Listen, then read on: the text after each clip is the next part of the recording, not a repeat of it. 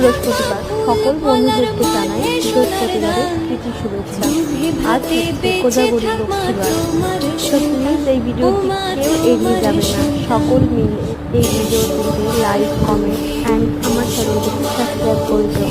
সকলকে জানাই শুভ বৃহস্পতিবার।